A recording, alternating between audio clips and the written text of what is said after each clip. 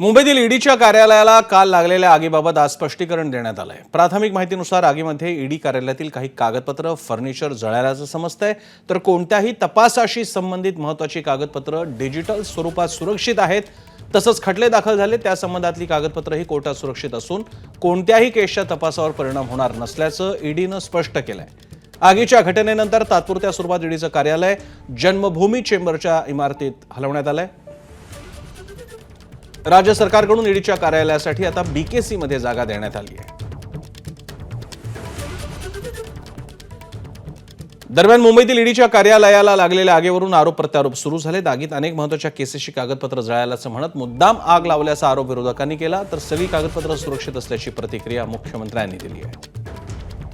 एका सरकारी बिल्डिंग मध्ये मग ऑडिट झालं नाही का, फायर ऑडिट झालं नाही का त्या बिल्डिंग, एवढी महत्त्वाची ईडीची बिल्डिंग, तिथला फायरची पोझिशन काय, तिथे आगीचा बंब उशिरा गेलाच कसा, असे महत्त्वाचे कागद, आणि तुम्हाला कसं माहिती या 4-5 लोकांचे कागद जळाले, मग याची बॅकअप आहे का? एवढं डिजिटल जग झालेलं आहे। मग डिजिटल तुमचा साधा मोबाईल हरवला तर तुम्हाला त्या क्लाउडमधून माहिती मिळते। मग जर एवढं टेक्नॉलॉजी आणि AI आणि काय काय चालू आहे, मग एक या फाईल जळाल्या तरी त्याचा बॅकअप असला पाहिजे ना, आणि नसला त्याची बी शॉकिंग। म्हणजे एक तर आग कशी लागली, विझवली का नाही गेली वेळेत, या बिल्डिंगचा सेफ्टी ऑडिटची अकाउंटेबिलिटी कोण घेणार? BMC ला याची उत्तरं द्यावी लागतील।